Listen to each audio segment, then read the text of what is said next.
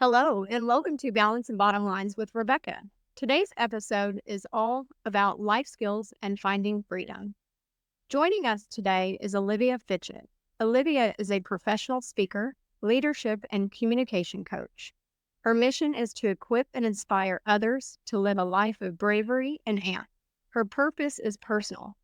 She was diagnosed with multiple anxiety disorders. She learned the power of her own mind as a child. Welcome, Olivia. Hi, thanks for having me. I'm so excited to be Thank here. you. Wow, what an intro. Dealing with anxiety is hard no matter what age you are, but as a child and finding your ways to work through that, that's amazing. Truly amazing. I'd like to, Thank yeah, I'd you. like to talk a little bit about, you started in the corporate world and before moving into your true passion. Do you mind sharing that journey? Oh yeah. So and here's the deal, Rebecca. You'll have to just cut me off because I'm gonna try to make it condensed. But the thing about it is anybody that's listening can go and look at my background, but I've done some things before getting into the corporate world, but that really kind of started um once I left the White House back in 2015. And once that happened, I took a job with Sigma Kappa sorority.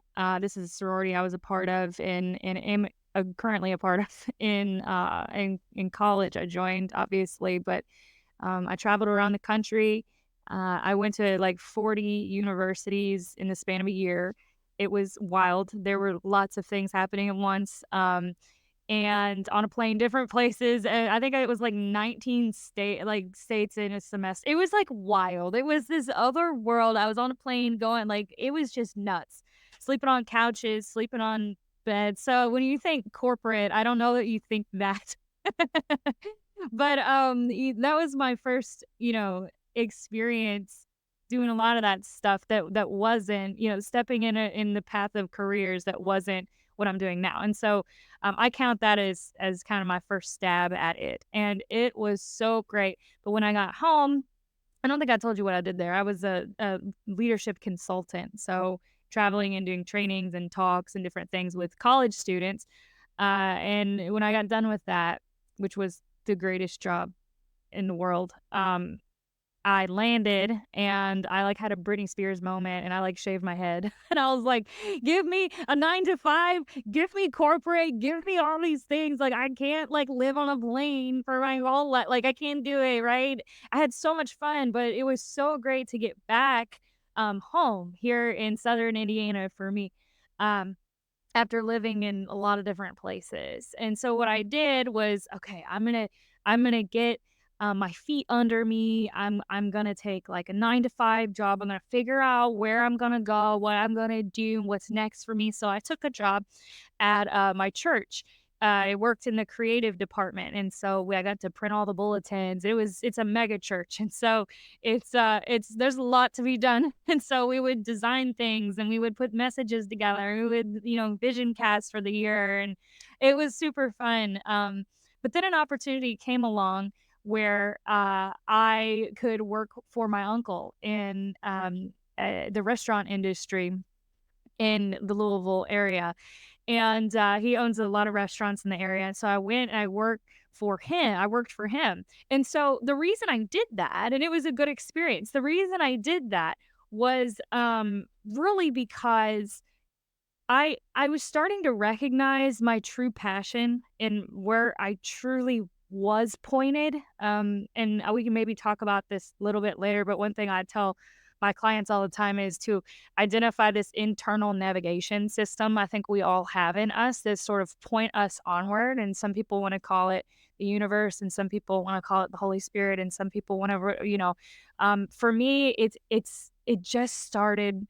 Um, for me, it's the Holy Spirit, and for me, it just started tugging me forward and going, "No, like, this is where you need to be," and, I think I started picking up signs that it wasn't the corporate world, years before I was, knee deep in it at this point. And, um, what it was I looked back on my years at Sigma Kappa, and I started putting the pieces together of, what was the greatest part. The career coaches, that's where, what was the greatest part of this job and that job, and what's your hobbies, and how they all blend together. So I was trying to answer that question.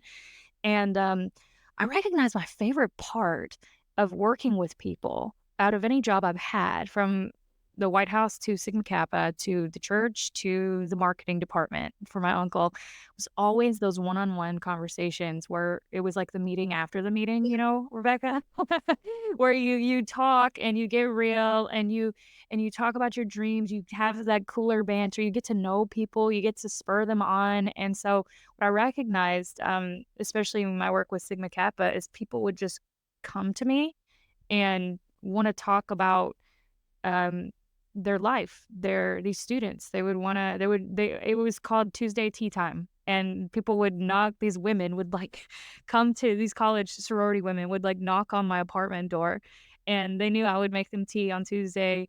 And we would sit around the coffee, or we would sit around the couches in my little tiny studio apartment, and we would talk about their dreams. We wouldn't talk about Sigma Kappa. We wouldn't talk about business. We wouldn't talk about anything. We would just talk about what they desired for their life. And it was then where, jokingly, one, Ivana, I'll never forget her.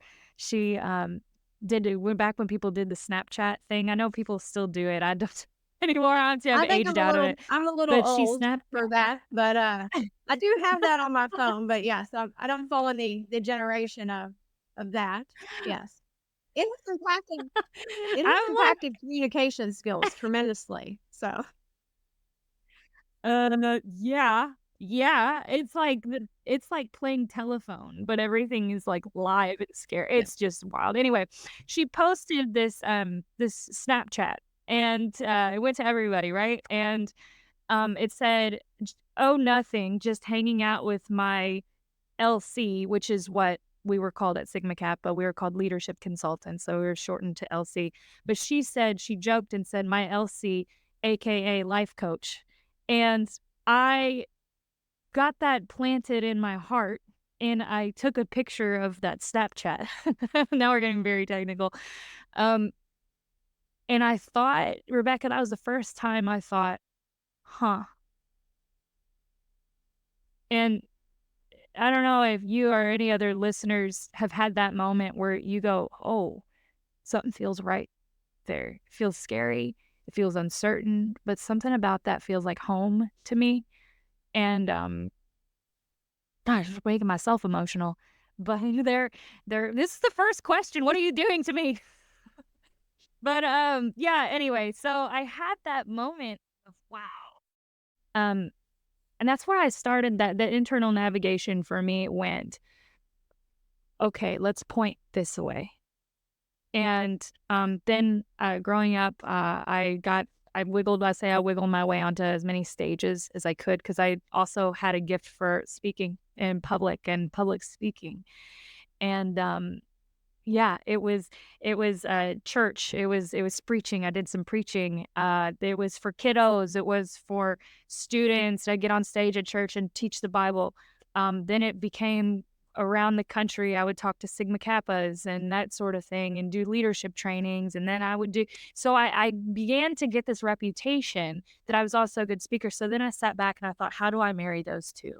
So, around then is when I made the decision in 2019, the end of 2019, to depart from corporate, to really just go and follow where my navigation was heading me. It was the most terrifying thing I've ever done in my life, a complete free fall. But I hope that that wasn't truncated enough at all. That was very long-winded, but that's how it was. That's how I it mean, came. it sounds like amazing story, the little bits that kept coming to you and you realizing this is where my true passion lies and, things Yeah. the Lord or, spirit, whatever you wanna say, works in mysterious ways and when you don't even expect it, there's these signs and you Yeah. gotta pay attention and it sounds like you did. I want to kind of talk too about the White House. What when you were in the White House, what exactly were you doing there, and how was that experience? So that experience was crazy from the get-go. So I'm gonna back up a little bit and then I will answer. So it started as a complete joke to apply. I wanna be very clear. I was a mediocre at best student. I had like a 3.2 GPA. Like we were a sorority girl. Like we were like, You mean I have to do an internship? I have to like go and practice some skill to graduate?" I was like, "No, I don't wanna do." So I was like, "How can I make this as fun as humanly possible?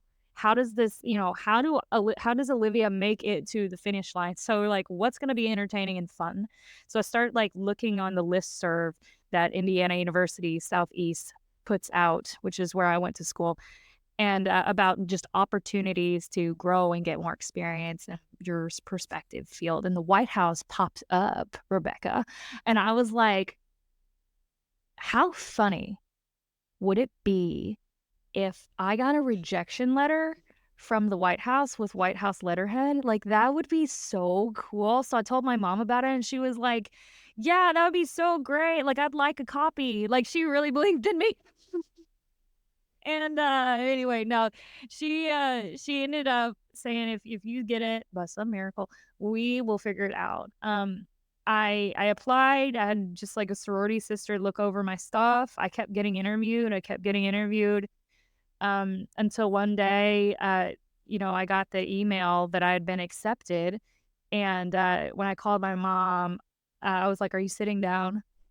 and, and anyway, she's never been, I think, more prouder in her life. It was super cool. So when I got there, you mentioned in my introduction that I grew up with a lot of anxiety disorders, and it's very true. And that would take a whole series of podcasts to unpack all of that. But I will say, as it's pertinent to this story, that I had a lot of separation anxiety from my mom because of things that had happened in our past, and so um, we didn't want to. My identical twin sister and we didn't want to be separate from her. And, so I didn't have my first, like, real authentic sleepover until I was, like, a senior in high school. And, like, fast forward 4 years, 3.5 years, and I moved to Washington, DC, where I knew nobody. We kind of dropped me off, and mom was like, "I don't know if she's gonna really be able to stay or not." And, it was one of those God things where for me, where it was I was just sustained. I don't really know how else to say that, but really just come out and say it like that. I never had a panic attack. I never, I struggled certainly, but I overcame it. And so to answer your question, I was uh, in the correspondence office for half of my time there. And so what that meant, I got the coolest job. So we all got I worked on a team of 4. We all had like little tiny responsibilities that were under our own umbrella of correspondence. If you don't know what correspondence really like the office does it, we take in the letters, we sort the letters, we decide which ones are like we decide which ones are like for this initiative and for that, and which ones are what we used to call red dots, which are like red flags. Like that was somebody else's job. My job was to pick out which letters that Michelle Obama actually responded to. And so that was cool. I also got to track VIP letters, which was awesome. So I got to track the letters she hand wrote responses to, which was a good amount. And then I got to track the I got you want to know something I never said on a podcast or anybody, I don't think. I kissed Ah, like what were saying? I kissed a letter that went to oh, Meryl Streep once. I never said that. But I was like, "She's the best," and I was like, "Who's gonna know?" It's like that TikTok meme or the yeah, nobody's gonna know, and I just yeah. sent it to Meryl Streep. So, my second half, of my time there was on the Let's Move team, so combating childhood obesity. I was the author of the blogs. I helped put on, the, White House garden planting in 2015, and so That was a trip. Oh my gosh. I got to work the Easter egg roll. I got to work the Japan state arrival. Like it was stupid. It was so cool. My favorite thing though is I got to give White House tours, which is so cool. And you just signed up, and there were some people that were like, I don't want to get up at 6 a.m. on a Saturday, and I'm like, I do. We're only here for 6 months. I'll be up at 6 a.m. giving White House tours till we leave. So it was just an amazing experience. Yeah, I made friends with the puppies and the pastry chef, and that was a good person to befriend, turns Yeah, out. absolutely. That sounds awesome. I mean, too, that'd be super cool. And I'm sure doing those tours, you met some interesting people. Did you meet any celebrities? Um, no, besides meeting Michelle Obama and, uh, President Biden, then Vice President Biden, um I met I was in the White House at the same time as Kanye, I think, and, randomly, like, the Ohio State football team, but it really wasn't that it really wasn't that glamorous. I did meet, this is gonna take a dark turn, and I'm sorry, but I'll pull out really quick. Prime Minister Abe, he was Mhm. assassinated, like, a few years ago. I met him, or was in very close proximity to him. Like, he didn't remember me, but I Wow. remembered him. But we were very yeah, I was there, for his state arrival. But no, I some of the workers, some of the other folks, that staffers and, interns and different things, they all had relationships with the girls, um, Malia and Sasha, and, they had, other they were just around at the right time, I guess. But for me, Bo and Sunny were the two dogs, and, they Oh. loved me. So, yeah, they Well, were great. I'm not a fan of the Ohio State football team. I have a sibling that sure is. So if she hears this, she's going to be disappointed. But it is what it is. Go cards for me. So, yes, Yes, yes. that was rough. Michelle Obama. I mean, she's definitely a celebrity. And talk about leadership. I mean, she's definitely a woman that exudes leadership and a strong female, to follow. So that's pretty Yeah. cool. I'm sure she had somewhat of an impact, that time that you were able to share any that you did share with her in your journey too, to realize, hey, this is my journey. This is for me. This is where my passion lies. Mm, So very strong woman. mm. Yeah, Yeah. yeah, Yes, thank you. absolutely. Awesome story, some pretty cool things, and uh, yeah. What type of coaching services do you offer? I know you do a few different things, and definitely want to share that because you've got a ton of experience and wealth of knowledge in that beautiful head of yours. So, what all? Yeah, what all do you offer? I'll Yeah, so I'll say first, I always say that. I always kind of feel like I'm lying whenever I talk about the White House, because it still doesn't feel like it happened. It was such a short amount of time, and it was, 9 years ago now. And I'm like, "Wait, what? That happened?" But yeah, it happened. So, yeah, what do I offer? So there are 3 buckets that I use to describe, um how I support people. And so if you're listening and you're not, watching the video, I'm gonna gesture if you are watching the video. So you got one bucket here, you got one in the middle, and you got one over here on the right. So I'm gonna walk you through the buckets. The first bucket is I'm a keynote speaker.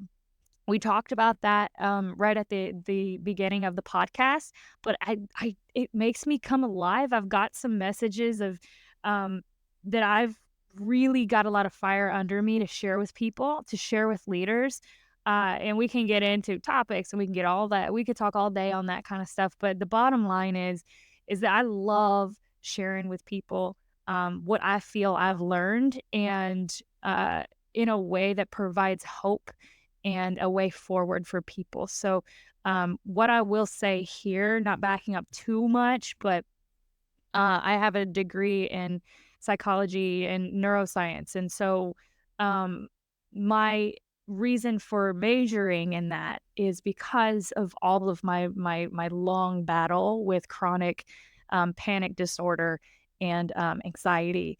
And so I kind of went into that going, how do I understand me? And that led me down a huge rabbit hole. And I've got all of these tools and resources and different things I use that really don't just apply to anxiety, but apply to us living a life of vitality. And so what I do is I talk to companies on what those tools are, how to use them, how understanding your mind can make you a better leader. And I'm going to tell you something right now. Um, if you could tell, I get on my soapbox about this, but if you're a leader and you're in charge of people, you have a responsibility to be healthy. Like, I'm just gonna like silence for like 3 seconds. Okay, ready, go. That's important. You have a responsibility to be healthy. And if you are not healthy, guess who feels it?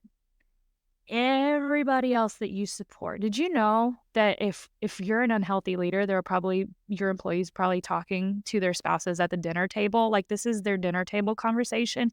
This is what keeps them up at night. Like, you have a responsibility to show up for people. And I'm going to be done talking about it because now that's not what my keynotes are. It's not like bashing leaders on the head. It's giving you tools to help you to be healthy, help teams be healthy, right? Not just leaders, but teams, and how we can just come together to live our best life at work. And so that's my bucket. Bucket number 2. I love getting on stage. I told you a little bit about my experience with communication and different talks and different things. My journey with that. I also teach people how to step on stage in confidence. So that's another thing I do. That's bucket 2. That looks like one-on-one coaching. It looks like group coaching. It looks like businesses hiring me coming in and talking about presentations, talking about the annual meeting coming up that we need to nail, or talking to the meeting where we got to meet with the stakeholder that's going to give us money, and we really got to be able to communicate our mission clearly and our progress. Any of those things. It comes to that second bucket. I will help you with that. I love it. Right now, I'm working with a yacht captain, a super yacht captain who has it's all over the board, has a mission to talk about mental health in the industry and the lack of mental health support on the crew and on the boat. And so she's traveling the world right now, Rebecca, sharing that message. And I'm coaching her along the way, helping her prepare those workshops and keynotes so that she can get her message across as clear as possible. So it looks like board meetings to that. So that's bucket 2. She's fascinating. But the people you meet, like just doing this work, it's fascinating. Bucket 3, I can't break up with it. I started this journey as a life coach. I love it. It helps me live my life because I'm living my purpose when I can help people pursue what they want to pursue. And so basically, that looks like executive coaching. It looks like life coaching. It's whoever's got a goal and they want to optimize their brain. They want to optimize their processes to get them where they want to go. I want to work with them. Worked with a lot of C-suite folks, worked with a lot of people who are coming out of retirement, Rebecca. A lot of people, that's what I'm finding is there's a big market for folks that are going there. I want to market sounds weird. I'll say there's a need. There's a need that I'm seeing for folks, women especially, coming out of retirement and going, whoa, I worked all my life. And what do I do now? Who am I now? What do I want out of life? None of the kids are around. What do I? And so there's a lot to unpack there too. And so we talk about that stuff. There's a lot that falls under that umbrella, and I'm here for it. It all fuels me. So those are the 3 different buckets that I like to explain to people of how I support them. You offer an awful lot, and all of that sounds amazing. I mean, from one spectrum to another, individually and businesses on Yeah. all levels. So that's awesome. And Mhm. leadership skills, you're Mhm. right, 100%. I mean, you need to be a leader in your own life. If you're not Getting to bed and getting quality sleep, you're not going to be able to show up. If you're not eating proper nutrition, you're not going to be able to show up. If you're not getting some sunlight or some fresh air, like all the things matter, and taking that time and that rest time, Yeah. you're not going to be able to mentally give and be your best if you're not doing all those things yourself. And I'm a firm believer of leading by example. um, I've been in a leadership Yeah. role since 2007, so for quite some time. And, I would never ask my team to do something that I couldn't do, or I'm in the trenches with Yeah. them. I'm going to work through it with them. And I heard something Yeah. recently that really stuck with me. If you want to go fast, go alone. If you want to go the Yeah. distance, you go together. And so Who said that? I've heard that too It recently. so I was at a speaking engagement, and there was a panel, and one of the doctors on the panel said that, and it really stuck with me. I mean, it's true. If you wanna go far or the distance, you go together. You're only gonna get so far alone, and Yep. you need a team. But even in my Yeah. day-to-day life, so I do coaching and developing, for the bank that I work with. I work with the branch managers. I also do some of the lending piece, but, I consider myself more of a consultative person. Even in the sales role, you're being consultative. So those leadership skills are at play all day long. You're always being watched, eyes Yeah. are on you. But it's important that yeah, eyes are on you. So, Yeah. doing the right Yeah. thing, being present, being, accessible for your employees, it's important. So all the things you're talking about, but, taking care of yourself and communication. I talk about Mhm. communication. That is something that has been probably the number one for me because you have to communicate with people. You have to communicate with staff. Be open. They want to know what's going on within the company. What are you contributing? What's in it for them? And so Yeah. communicating that Yeah. regularly, having weekly follow-ups with your employees or at least monthly, monthly one-to-one meetings and check-ins, even if someone's doing well. And I can speak on this a little bit throughout my career.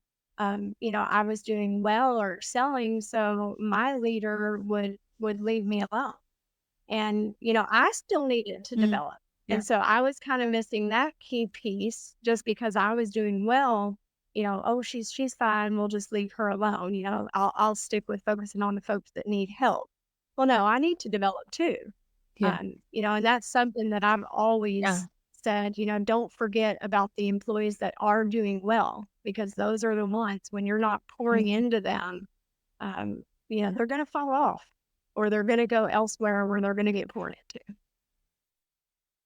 And that's what you're seeing too. Like it's a Mhm. tightrope. It's a balance. It's a yeah. You don't wanna neglect the people that are pulling the weight of the people you're also spending so much energy helping. It's it's just it's just such a it's such a missed opportunity. You got people right in front of you that are Yeah. bought in. You have people right in front of you that understand the message, that hear it clearly, but you haven't talked to them, especially we're talking about remote work now. Like, you haven't had and you don't have a touch point for 2 months? Yeah, right? I don't understand it. Yeah, I don't understand it, and so communication is so key, even at those minute levels, like you're talking about those one-on-one little small conversations that take the relationship from a 10 to a 50 in one sentence. "How's your day going, Rebecca? I'm curious to know how you're doing this week." Wow! Yeah, I saw on Instagram I saw maybe you're not friends on Instagram with your boss, I don't know. I saw on LinkedIn, right? Like, "Hey, you and such went to this thing. How did it go?" It's simple things that Yeah. show you Yeah. care. Just the small things. And so, throughout my career, I do a lot of reading and just continuing to educate myself because I want to be better. I want to be a better leader. And that is important. And you're truly right. So some of the services that you offer, all of the services are phenomenal and can really help people.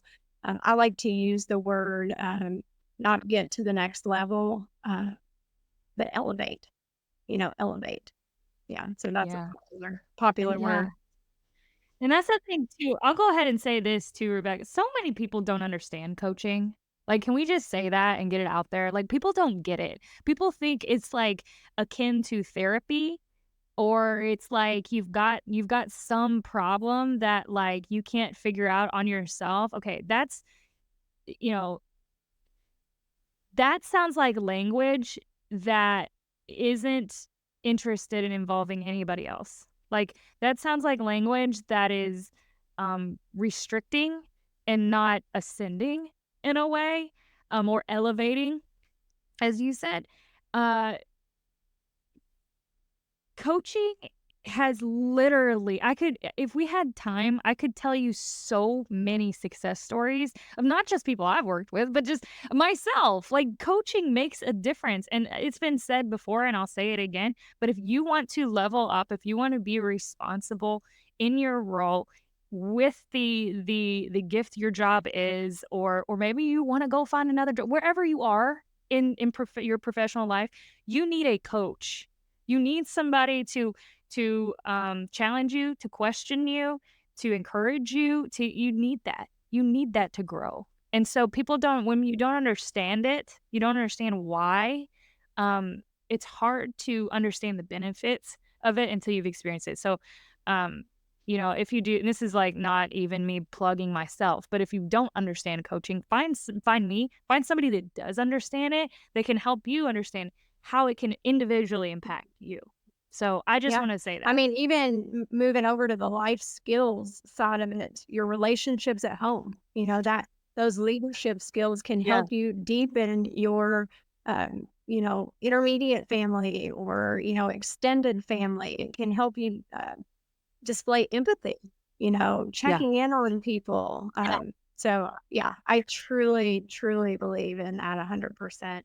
But just elevating yourself, and having a coach. I have worked with a coach in the past, and I will say, they see things that you can't see because sometimes, we have these mhm, things called blinders, and we're just going through the yeah, motions of our day potentially, and we don't see all of the things that we could be, not saying we're doing anything wrong, but there could be some key pieces we could be better. And so there, again, I bring up that elevation word, elevating next. yeah, well, it's like yeah, I didn't mean to cut you off, but yeah, it's like, you use the word blinders, and what I'm picturing, Rebecca, is, a racehorse, with the blinders, and they put them there on purpose so that they won't be distracted by what else is going on around them during a race, the crowd, whatever it is.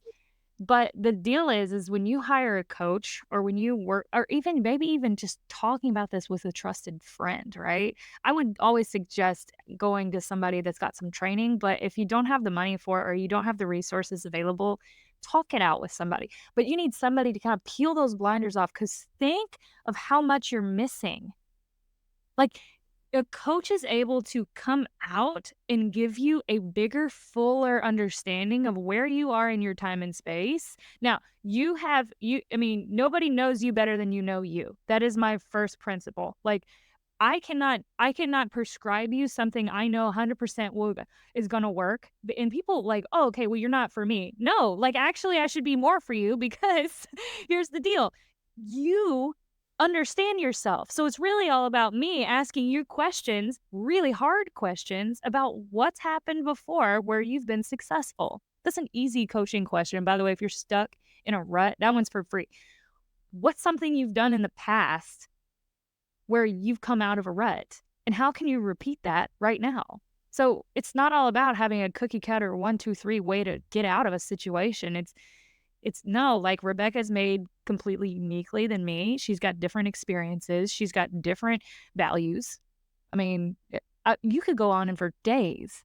about why my solution won't work for hers and why hers won't work for me. So it's all about uncovering the individualization of each person and how they can uniquely move forward. So that's my soapbox. Good stuff. Good stuff. Well, we talked a lot about fear and something that I've personally been working on overcoming the last several years. And believe it or not, I have been putting myself in those uncomfortable situations to become comfortable, which is public speaking. So no matter no Yeah. matter how prepared I am, I still have that feel, that rush of anxiety. The heart starts to beat faster. I Yeah. start to sweat. Then my mind goes completely Yeah. blank, and I'm like, okay, what was I about to say? Oh my gosh. I had this rehearse, in front of the bathroom mirror, and it sounded phenomenal. And there was all these things I wanted to touch on after it's done, and then I didn't touch Yeah. on any of that. And, it's just yeah, every time, like, I'll get done and I'm like, I'll be even rehearsing in my head even after a Yeah. speaking, engagement, and I'm like, "Why didn't Yeah. I talk about that?" Like, why did it just went my mind was blank, like, it literally does. Have you ever had that happen? Yeah.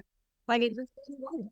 Yeah, I'm laughing here because like as a professional speaker, I do this. Like it's human, it happens. But yeah, it's such an interesting experience for sure. I didn't mean to cut you off what your real question was. But yes, Yeah, I felt that. no, it's crazy. What are some things that you have done to overcome that? Or maybe you don't even experience that anymore, but just some things maybe that might help others to overcome that. Oh my gosh. I love this question. Um and And I'll say, as a public speaker, I always get the question, do you like freak out before you get on stage? Do you like do the here's the thing. You're always going to be nervous. I don't care like how many times you do it. You're going to be I've gotten to the point where I'm fine until like no, that's right. I am pretty fine until I get to the venue. And then when I get to the venue, um, I I start getting like 20% nervous, but I'm typically really okay. But where the nerves hit me is when I'm getting introduced. I don't know why.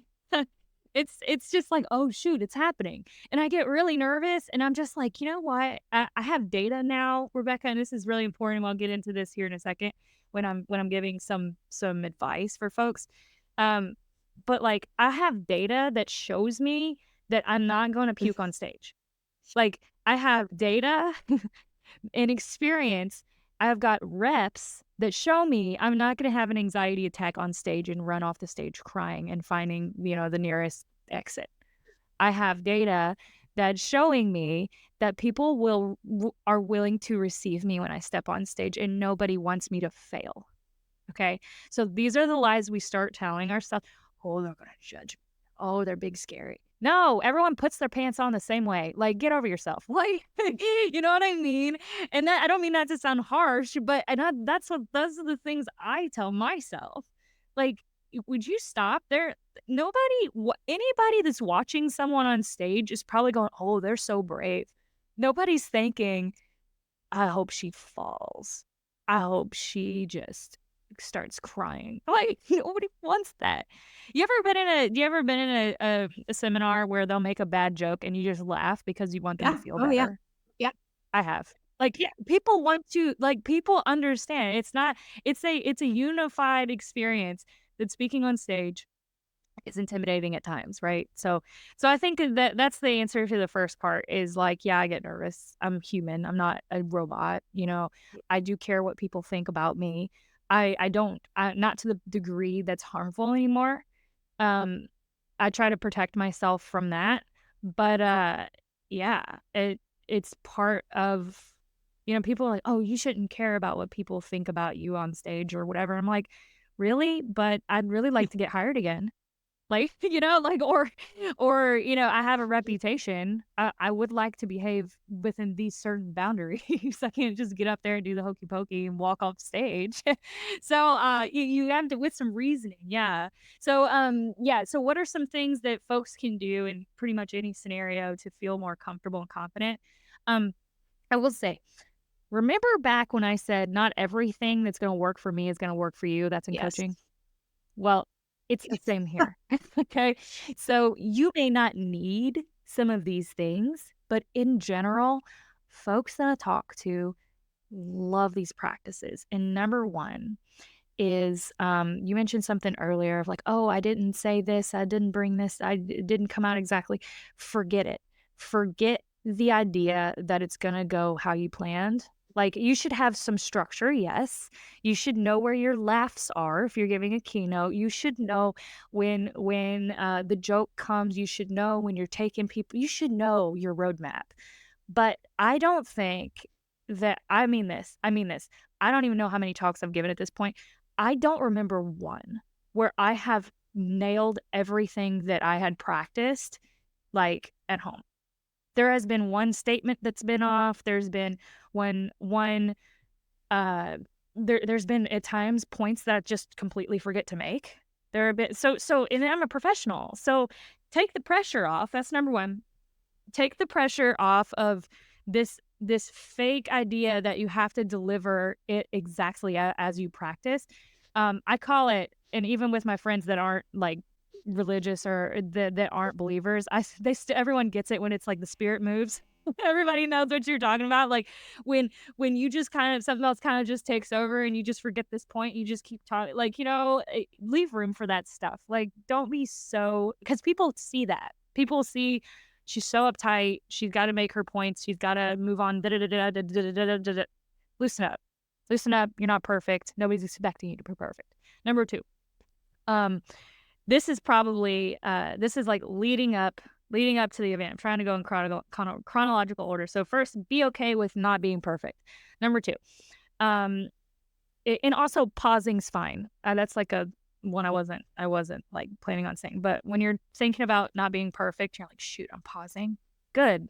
The audience needs a When break there's too. that moment of You silence, know? the awkward moment of silence, I can't, I have to feel it. Like there's this need to feel that awkward moment of Yeah. silence.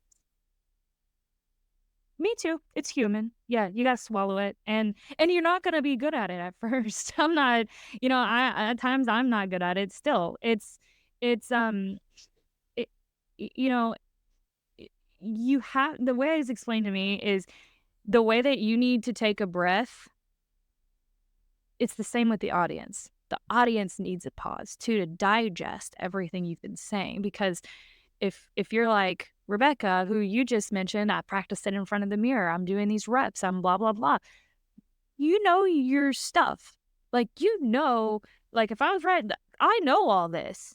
I've said it 50 times. In my case, I've been doing this for years. I've probably done it 100 times or more, you know? This is very basic stuff to me because I've said it 1,000 times. I've had conversations about it, I read books on it. For the every average day person, like, you were gonna talk to me about bank lending, I would have no idea. Like, I would need you to stop I would need a pause every probably 5 minutes for me to just catch what you're saying, you know?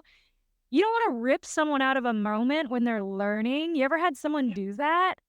Where you're in the middle of processing something and they're like, "Blah, blah, blah, blah, blah," and you're like, "Wow, hang on. That could have been really impactful, but you rushed me through it."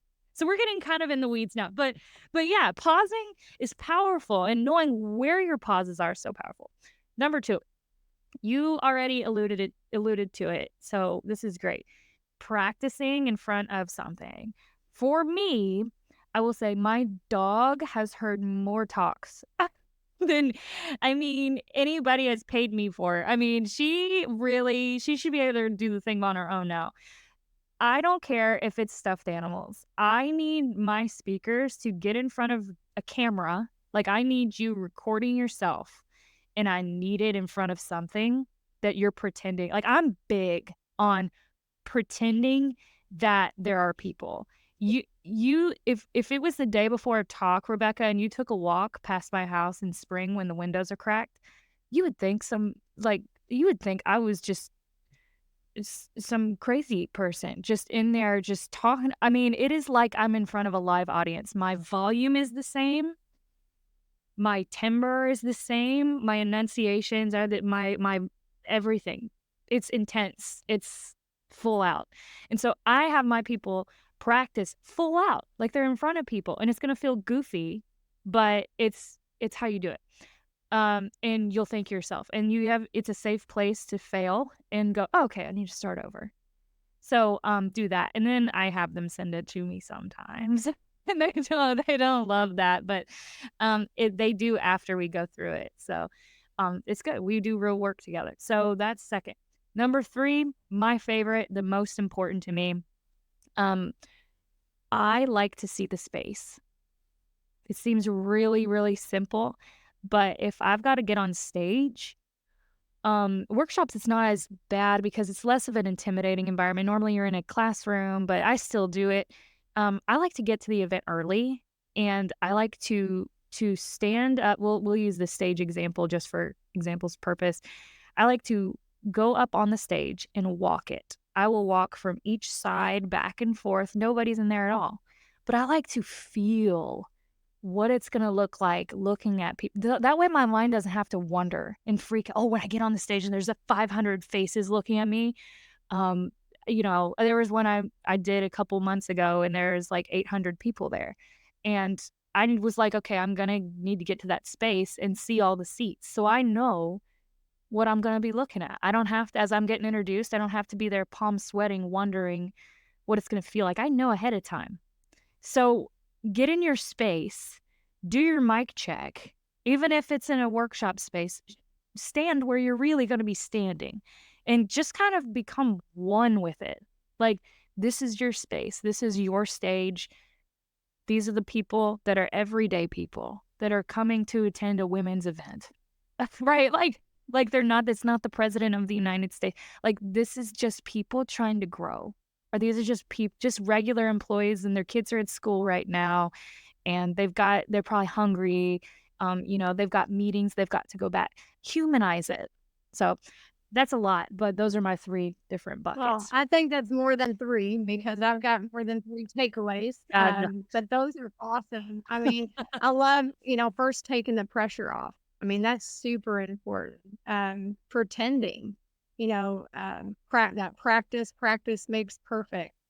Sending the video to you. And so that right there would probably be my number 1 takeaway because when you do Mm, that and then allow you to critique that will then make me or your um, mentor, mentee, you're the mentor, mhm, the mhm. mentee that you're Yeah. working with, Thanks. it will make Thank you. them better. I guarantee you, if I Yeah. recorded a video and sent it to you and you dissected it, there would be things that I wouldn't do the second time if I read. Sure, and I wanna say this too. It's not like, in those scenarios, yes, it's really helpful, but there are some people that are listening, that might be like, "Oh, that's too big of a step." Like, I've thought about coaching and having a speaker help me, but sending a video, that feels really, really vulnerable, and here's what it is. And then there are people like you that are like, "Jump in and tear it apart." But it's less about critiquing, more about finding what's going well, and more also about finding what's not working, um, and and helping you get to a point where you're uniquely you. So I'm not trying to create a bunch of Olivias running around.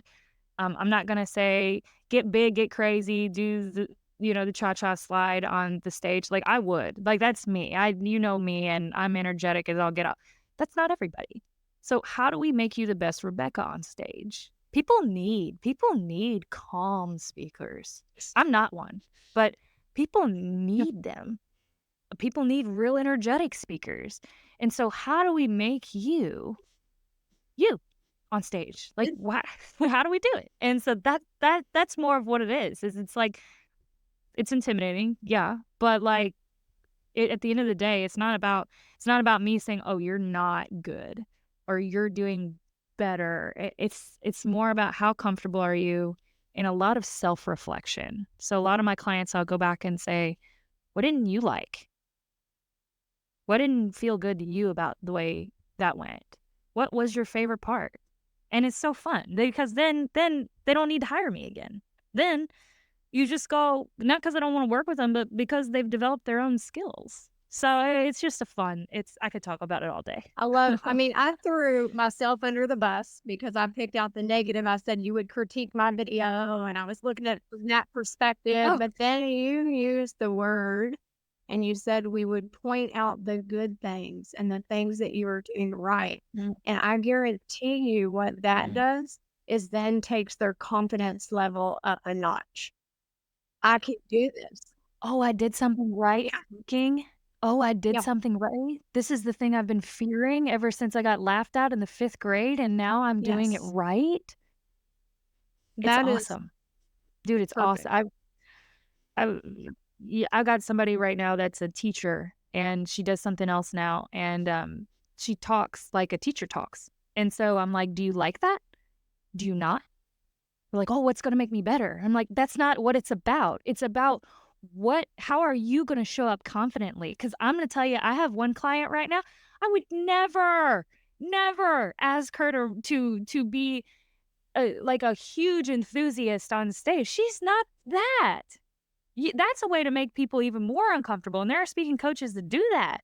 Now, I will push you, I will suggest, but I'm never gonna put you in a box that you're not meant to be in. We're gonna create a confident you on stage, and the beautiful things, they all come out looking beautifully different. I It's love awesome. that. I love that. And by what you're doing, really, I'm sure helps all of those folks that you're working with elevate to the next level and find that inner confidence. And because we are uniquely different, I am uniquely Yeah, me, you are totally. uniquely you, Mhm. so I think you hit the nail on the head, tapping into that. I would love to be that energetic, and maybe I have a slight bit of that, but that's not naturally who I am. I would aspire to be that, so maybe we could tap into that piece, by Yeah. working together, but, Mhm.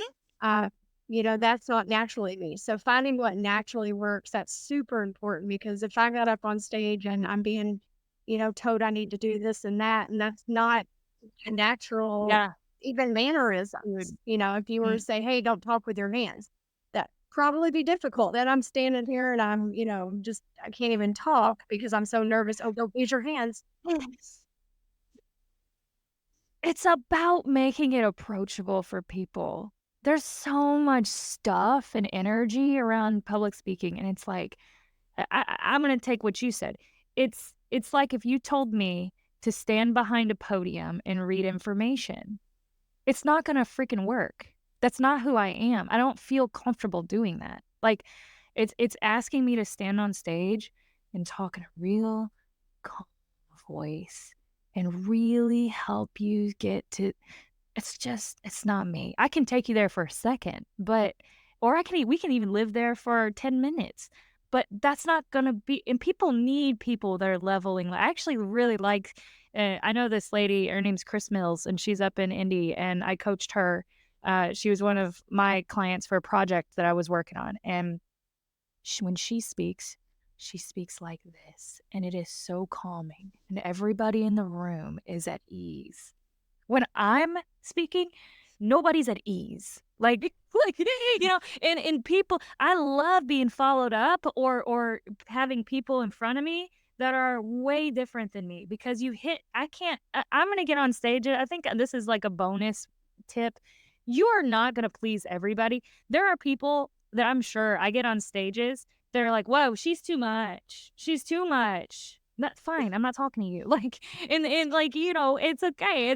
That's not who, you're not going to receive my message anyway. So, like, it doesn't matter to me. Like, not in like in a rude way. It's just, if you're not going to receive it, then why should I cater who I am to you Yeah. anyway? So, most people do love it when I speak. And there's one kid in the back in every classroom though, and they're not gonna vibe with I don't vibe with certain types of speakers. You don't vibe with certain types of speakers, and that's just how we're made, and it's Yeah. okay, you know? So it's all about being aware of those players and who you do wanna make an impact. Now, there is there is importance in flexing your speaking style, right? I'm not gonna get in front of the president of the United States and, like, why do I keep talking about doing dances on stage and do the hokey pokey on stage? I'm about to say it again. But like there I'm not gonna wear like chucks and a right, just like there's a certain way to dress and a certain like been to those. Yes. I'm gonna talk to a Girl Scouts group way different than I'm gonna talk to a room full of CEOs. It's just different. But that doesn't mean change who you are. So that's it. Exactly. Well, we've covered an awful lot today. So hopefully some of these life skills and finding freedom and, anxiety regarding public speaking, you can pull out some of those nuggets that we've shared today. Those of you listening, I'd love to hear your thoughts and experience on these topics. Olivia, if you don't mind to share with the audience how they can connect with you. Yeah. So one thing that my uncle taught me when I worked for him as a marketing director is the worst thing. He's talking about it from a restaurant perspective, but I'll talk about it in this scenario. One of the worst things that can happen is we can all gather, we can have a great time, you can have a great experience listening to Rebecca and I sit here and chat, and then we have no communication after, no follow up after. We have not, and it's just like it never happened. It's like the church camp that was super fun, and then nobody changed anything about their lives, right?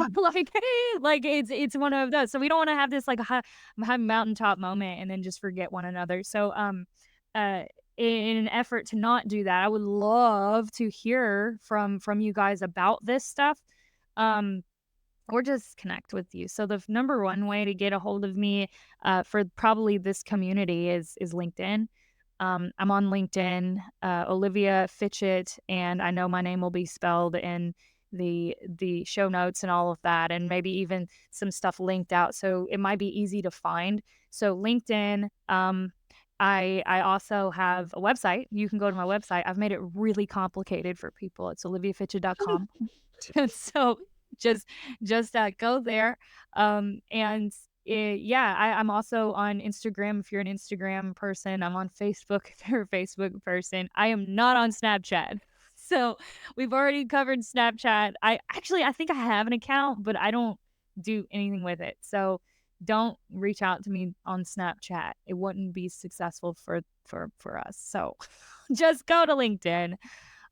Yeah, and yeah, share with me too.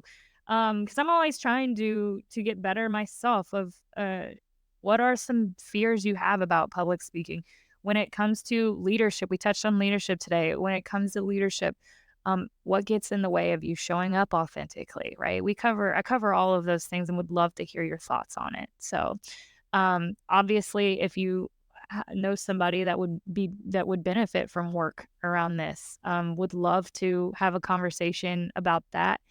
But overall, I'm just excited that Rebecca asked me to join her tonight, and this has been such a lovely experience. Thank you. Details of how to contact Olivia will be in the show notes. Don't forget to subscribe to this podcast for more insightful discussions. Thank you for joining us on Balance and Bottom Lines with Rebecca. Remember, the balance between personal well-being and professional success is key. Stay tuned for the next episode. Until then, keep striving for excellence in both your personal and professional life. Thank you so much, Olivia. Thank you.